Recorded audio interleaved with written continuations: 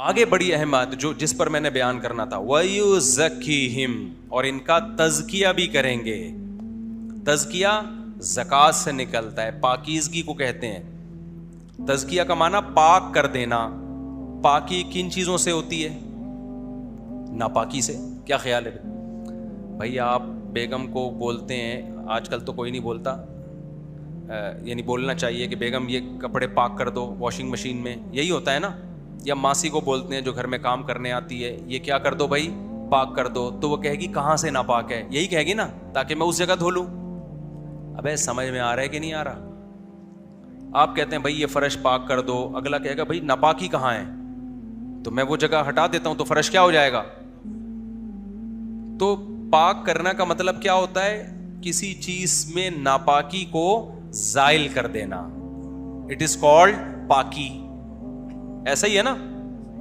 تو اللہ نے نبی کا منصب بتایا کہ نبی قرآن پڑھ کے بھی سنائیں گے، حدیث بھی، دونوں چیزیں سمجھائیں گے بھی، اور تیسرا کام بھی کریں گے، تمہیں پاک بھی کریں گے. یہاں پاک کا مطلب کیا ہے؟ گندگی سے پاک کریں گے تمہیں. There are 2 types of گندگیز. گندگیز کی کتنی قسمیں ہیں؟ 2 قسمیں. ایک ظاہری گندگی، ناپاکی، اور ایک باطنی گندگی.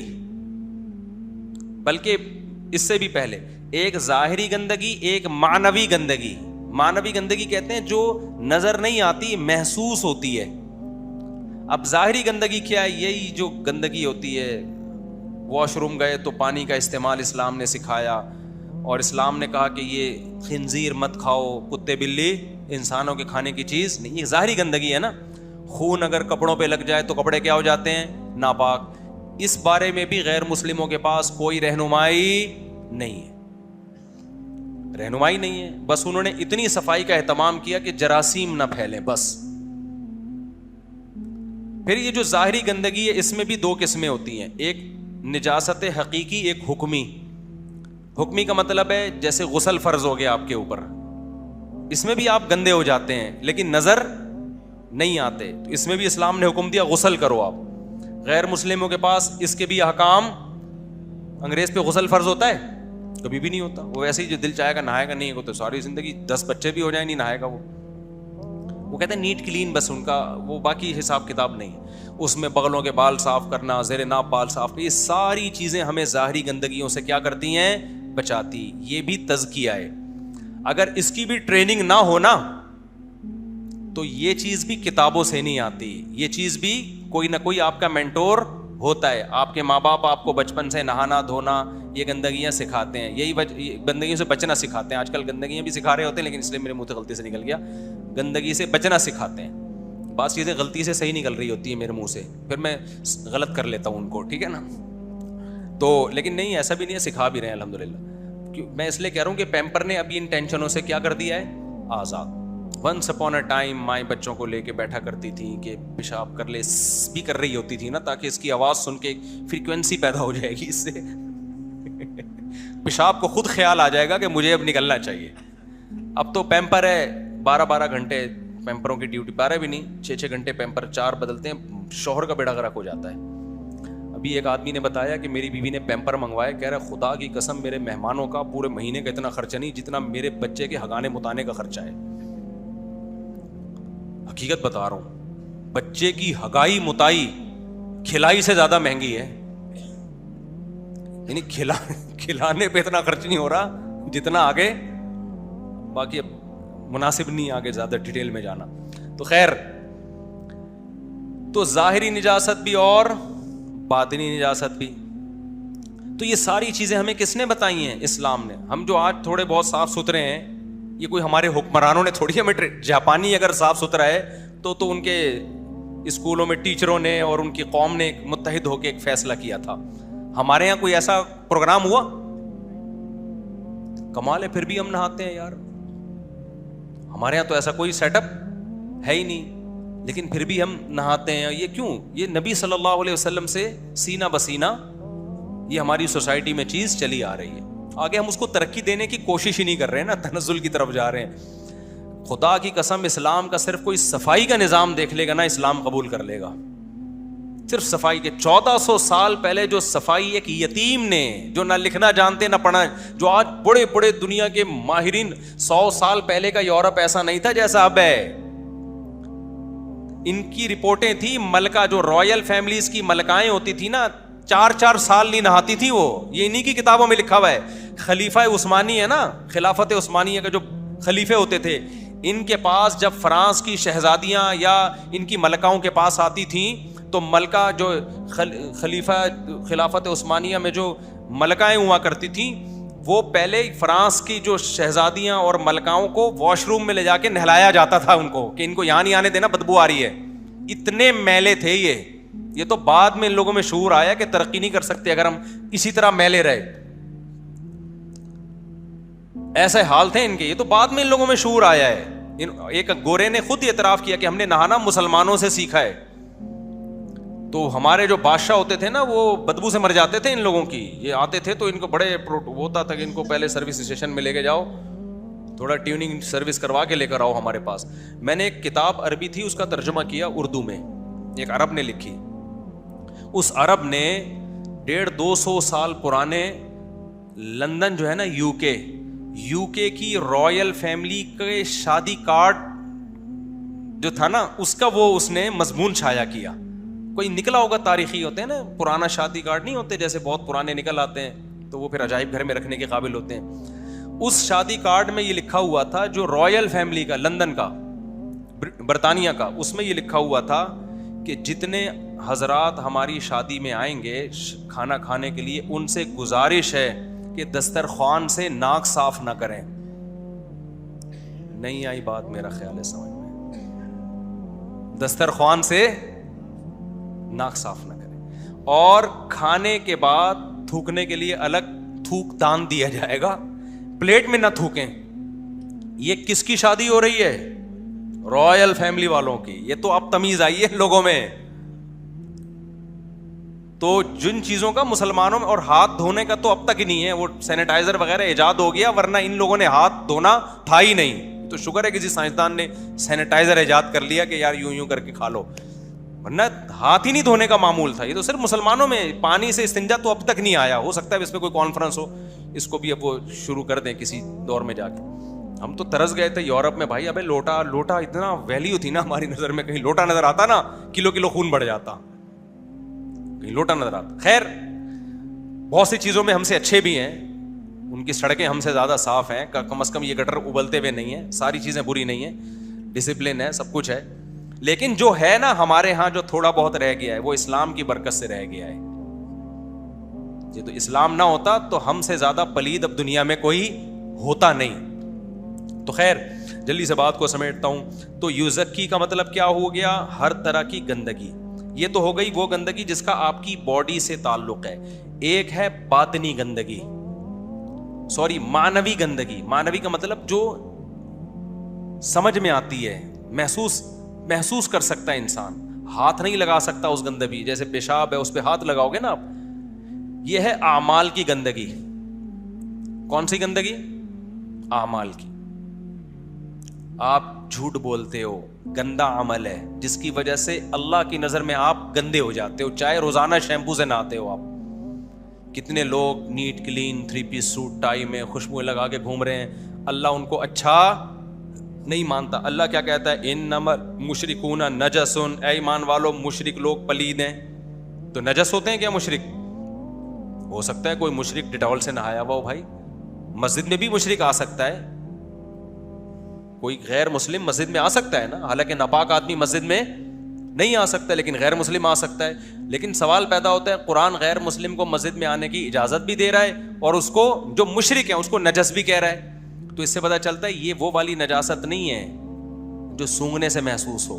یہ وہ والی نجاست ہے کہ جب آپ اعمال کے لحاظ سے پاکیزہ ہوتے ہیں تو پھر آپ کو شرک کی نجاست محسوس ہونا شروع ہوتی ہے. آپ کو لگتا ہے یہ گندا عمل ہے شرک کرنا, بتوں کے سامنے جھکنا, پتھروں کے سامنے جھکنا, زنا کرنا, جھوٹ بولنا, یہ ساری اعمال کی گندگیاں ہیں.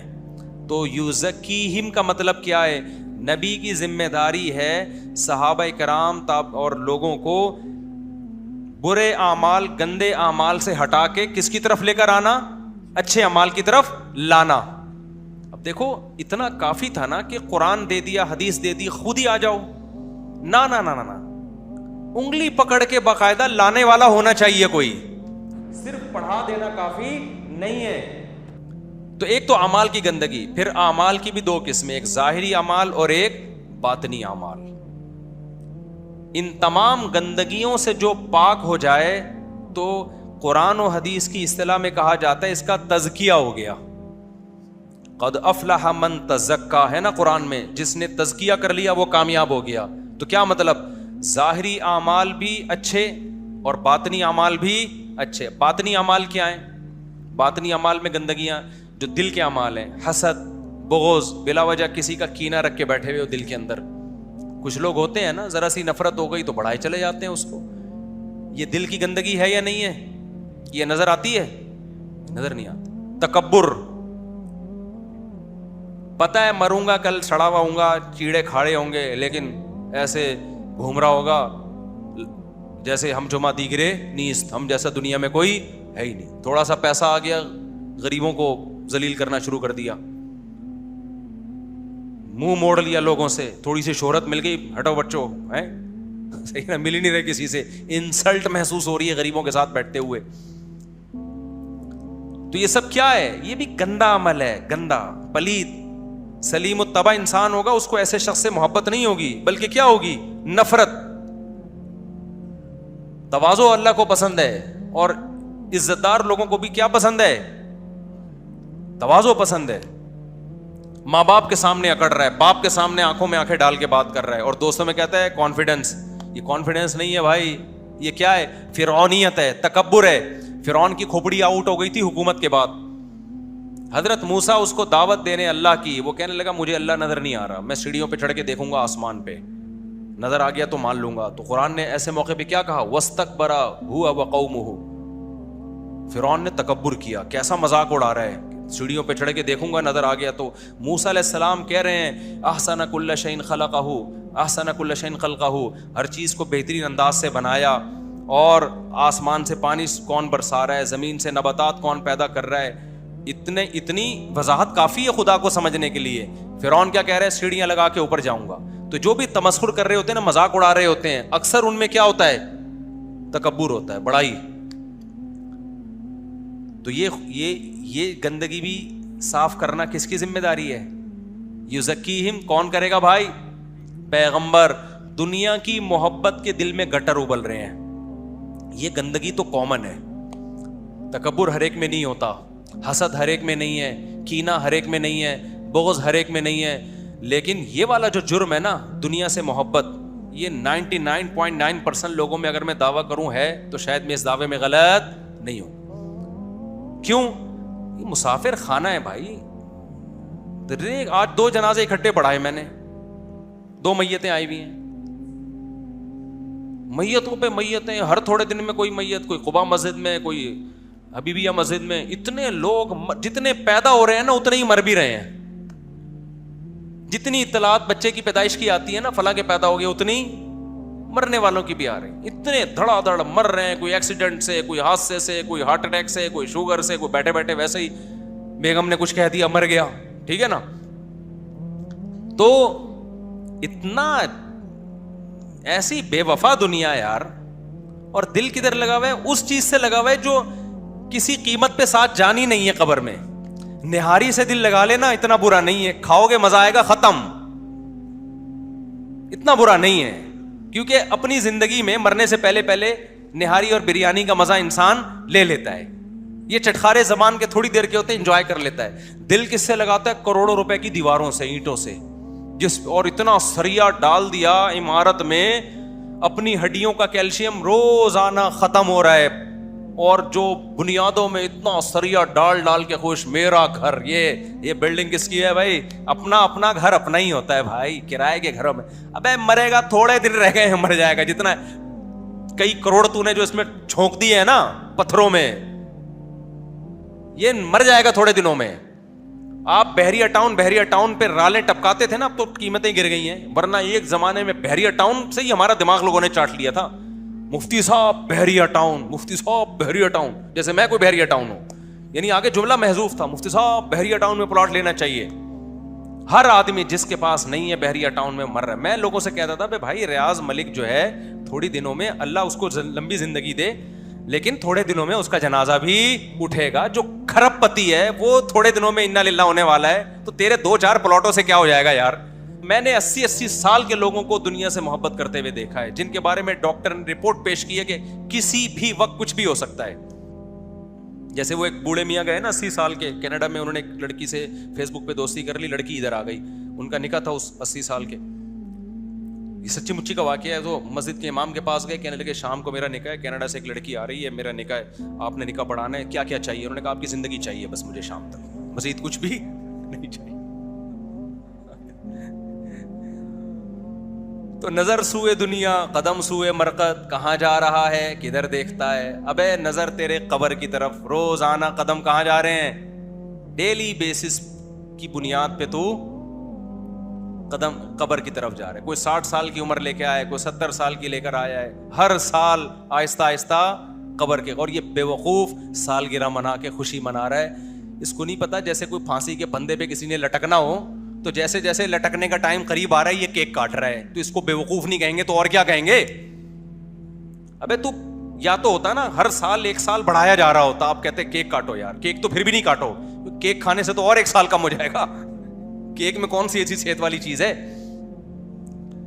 لیکن چلو خوشی منانی ہے تو سال بڑھنے پر تو مناؤ. خوشی موت کے قریب ہونے پر یار یہ بے وقوفوں والے کام کرتے ہو یار. پھر مولویوں کو برا بھلا کہتے ہو، کہتے یہ انٹرٹینمنٹ، ان کو پتہ نہیں کیا تکلیف ہو رہی ہے ہمارے کیک کھانے سے.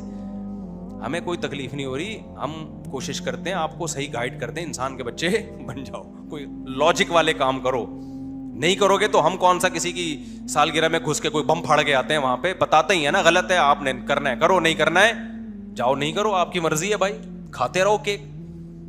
ایک دن آئے گا کہ موت کا فرشتہ آئے گا، بولے گا پچھلا سال تیرا آخری کیک تھا بس، ٹھیک ہے، اس کے بعد اب تو کیک، یہ آخری کیک تھا. وہی وہ لطیفہ مجھے یاد آتا ہے، ایسے موقع پہ ایک آدمی کی 3ری دفعہ شادی، یا 4تھی دفعہ شادی ہوئی نا، 3 بیویاں مر چکی تھیں. تو 4تھی بیوی کو نا دلہن کے کمرے میں بیٹھا 3 لیڈیز شلواریں لٹک رہی ہیں. بیوی نے پوچھا یہ کس کی شلوار ہے؟ اس نے روب میں لینے کے لیے نا اس نے بولا یہ میری پہلی بیوی کی شلوار ہے جو بہت زیادہ زبان چلاتی تھی، میں نے مار دیا اس کو. یہ اس کا خیال تھا یہ روب میں آ جائے گی نا، لہٰذا یہ اس کی میں نے یادگار کے طور پہ ایک شلوار لٹکا لی ہے. اس نے کہا یہ دوسری کہہ رہے ہیں، پھر میں نے دوبارہ شادی کی، وہ بھی بہت زبان چلاتی تھی، بدتمیز بہت تھی، مار دیا میں نے اس کو، روب میں لینے کے لیے نا، تاکہ یہ ذرا پہلے دن سے قابو میں رہے. تو یہ اس کی شلوار ہے. یہ 3ری شلوار کا ہے. پھر میں نے 3ری شادی کی. اچھا 4 کھونٹے تھے اس میں، تو 3ری میں نے شادی کی، وہ بھی بہت بدتمیزی کرتی تھی، بات نہیں مانتی تھی، اس کو مار دیا میں نے، لٹکا دی شلوار. خاتون میں کانفیڈنس بہت تھا، اس نے کہا اب یہاں تیرا پاجامہ آئے گا، میری شلوار نہیں ہے. یہ 3 کھونٹے جو ہے نا یہ ذہن میں رکھنا، اب یہ آخری شلوار تھی، اب یہاں شلوار نہیں آئے گی، اب یہاں پاجامہ آئے گا اور تیرا آئے گا، میرا نہیں آئے گا. تو فرشتہ جب ہم سالگرہ کر رہے ہوتے ہیں نا، بہت سے لوگوں کو فرشتہ آ کے کہہ رہے ہوتے ہیں یہ آخری کیک ہے، اب تیرا کیک نہیں آئے گا، اب موت کا فرشتہ آئے گا. سمجھتے ہو کہ نہیں سمجھتے ہو؟ تو یہ تو موقع تھا آپ کی ڈیٹ آف برتھ پہ کہ اللہ کو یاد کرو یار. آپ سوچو یار موت کے اور قریب ہو گئے. میری جب ڈیٹ آف برتھ آتی ہے میں کہتا ہوں لے بھیا طارق صاحب کب تک چھپو گے پیڑوں کی آڑ میں، کبھی تو ملو گے لنڈا بازار میں. کتنا ہی جاگنگ کر لو، کتنا ہی جم کر لو، میں نسخے بتاتا رہتا ہوں نا، بادام کھا لو، اخروٹ کھا لو، 4 شادیاں کر لو، جتنا بھی انجوائے کرو، ایک دن جنازہ اٹھے گا. ایک دن اعلان ہوگا جی مولانا صاحب بھی مارکیٹ سے کیا ہو گئے، شارٹ ہو گئے. ٹھیک ہے، تو یہ تو نارمل ہے، نیچرل ہے. تو یہ ہے دنیا کی محبت. پیسہ کماؤ بھائی، دل تھوڑی لگاؤ یار پیسے سے، دل لگانے کی چیز نہیں ہے. مسافر خانہ ہے، ضرورت کا تو ہر ایک کو مل جاتا ہے الحمدللہ. تو ہمیں تو یہی ہے کہ یار صبح کا ناشتہ اچھا ہو جائے، دوپہر دال چاول آج میں نے بنوا کے کھائے گھر میں، میں نے بھوک لگ رہی تھی، میں نے گھر میں بولا دال چاول اور کچا پیاز.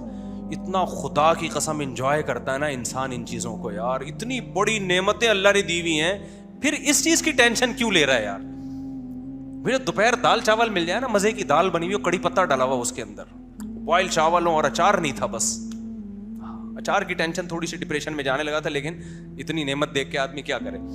تو اچار اور دہی اور کیا مزہ آتا ہے, خدا کی قسم بھوک میں آدمی کھاتا ہے. بحریہ ٹاؤن کی ایسی کی تیسی یار, ہمیں تو یہ جو کیش مزے مل رہے ہیں ہم نے تو اس کو انجوائے کرنا ہے. پیسہ ہو بحریہ ٹاؤن میں, ہو سکتا ہے میں کل لے رہا ہوں, آپ میرا بیان میرے خلاف چلا رہے ہو, مجھ سے آپ بحریہ ٹاؤن اور خود پلاٹ لے کے بیٹھے ہوئے. پلاٹ لینے سے میں منع نہیں کر رہا, میرا کوئی ہے نہیں, نہ فی الحال ارادہ ہے. پلاٹ لینے سے میں منع نہیں کر رہا, لوگ علماء کے بیانات کو غلط لے کے جاتے ہیں. پیسہ ہے تو لے لو بھائی, نہیں ہے تو کیا ہے. تمہیں صبح شام جو نعمتیں مل رہی ہیں کم ہے کیا, مسافر کے لیے اتنی نعمتیں بہت. ہاں اگر آج فرشتہ آ کے کہہ دے کہ آپ سب لوگوں نے 5-5 لاکھ سال اس دنیا میں رہنا ہے, مفتی صاحب آپ کی عمر 5 کروڑ سال ہے, میں فوراً ڈپریشن میں چلا جاؤں گا.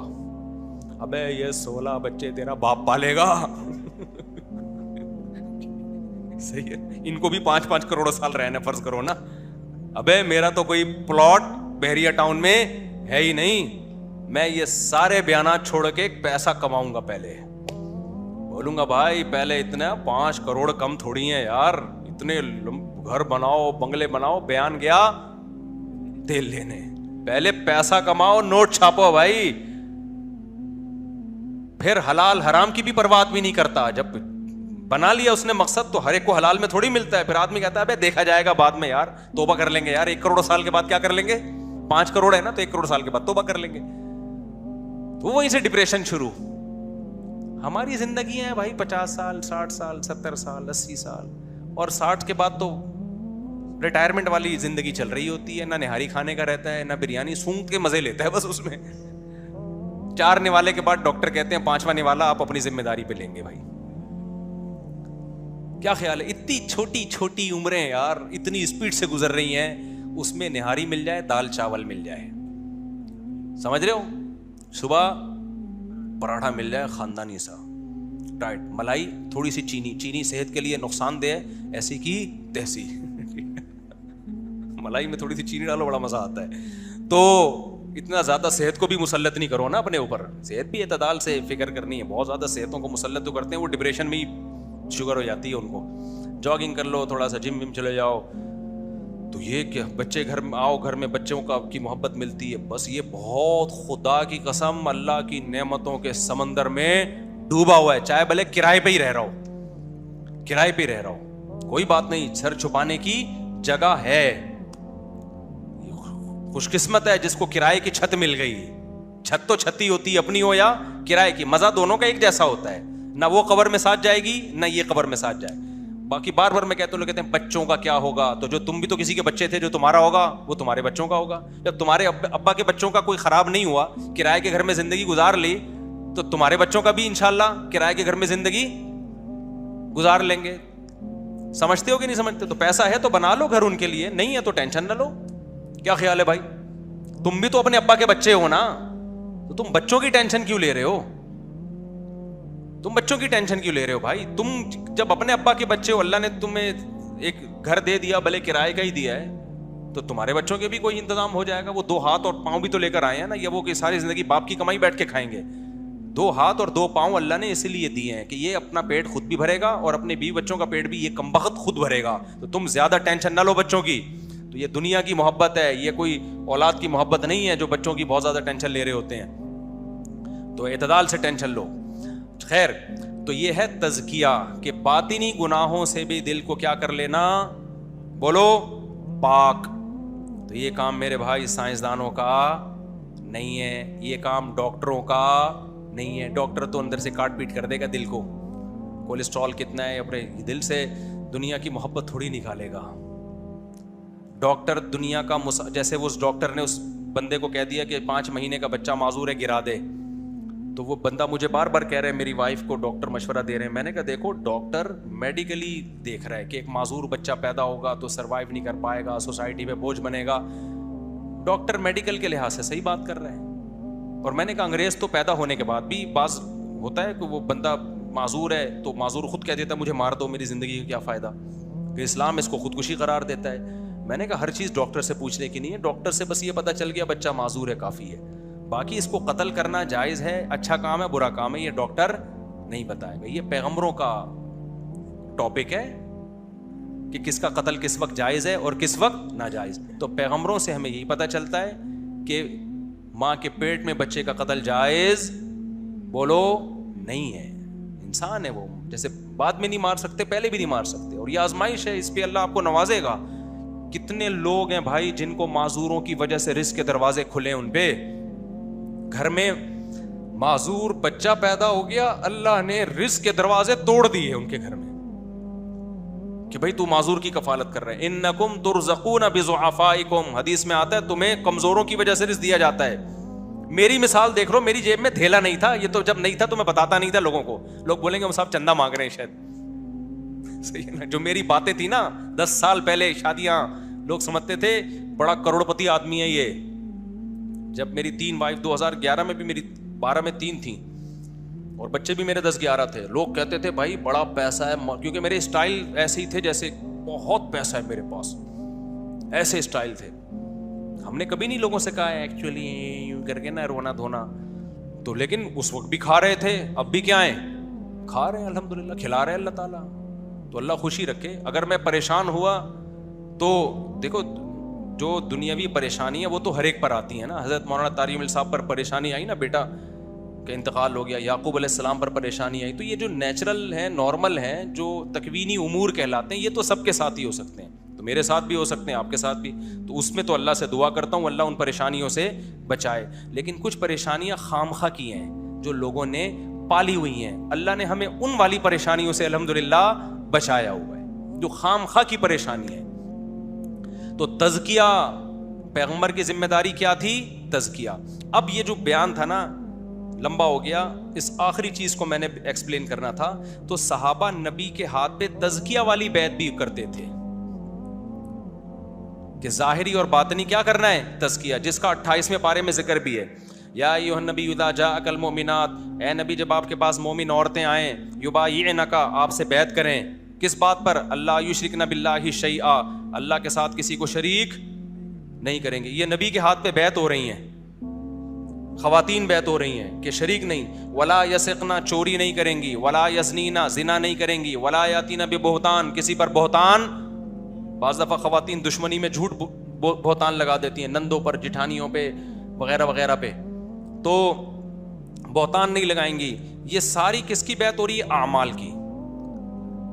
صحابہ کرام مدینہ سے مکہ آیا کرتے تھے ابتداء اسلام میں, تو گھاٹیوں میں نبی سے اعمال پر بھی بیعت کرتے تھے, اعمال پر. یہ والی بیعت جو تھی, جو اعمال پر بیعت اور تزکیہ والی بیعت تھی, یہ والی بیعت نبی صلی اللہ علیہ وسلم کے بعد ختم ہو گئی. ایک وجہ سے, وجہ یہ تھی کہ بغاوت کا خطرہ تھا. یعنی اگر علماء یہ والی بیعت لینا شروع کرتے نا لوگوں سے, بزرگان دین, تو خطرہ یہ تھا کہ کہیں دوسری خلافت تو نہیں قائم کر رہی ہے, کوئی متوازی حکومت تو نہیں, بغاوت کا خطرہ تھا یہ, کیونکہ خلافتیں تھیں نا اس وقت. تو یہ وقتی طور پر موقوف کر دی گئی اعمال والی بیعت. لیکن جب خلافت کا خطرہ ختم ہو گیا کہ بغاوت نہیں ہوگی, تو پھر بزرگان دین علماء نے دوبارہ یہ والی بیعت شروع کر دی, جس کو روحانی بیعت کہا جاتا ہے, کسی سے اصلاحی تعلق کی بیعت. تو یہ صدیوں سے سلسلہ چلا آ رہا ہے کہ بزرگان دین کے ہاتھ پہ جا کے بیعت کرنا, اپنے آپ کو ان کے حوالے کرنا, اپنی اصلاح کروانا. لیکن اس میں علماء نے شرط یہ بیان کی ہے کہ اس بزرگ کے ہاتھ پہ بیعت ہو سکتے ہیں جن کو اپنے سے پہلے بزرگ سے اجازت ملی ہوئی ہو. سمجھ میں آ رہی ہے بات کہ نہیں آ رہی ہے؟ ایسا ہی نہیں کوئی اٹھ کے لوگوں کو بیعت کرنا شروع, کیونکہ جس کا اپنا تزکیہ نہیں ہوا, جو خود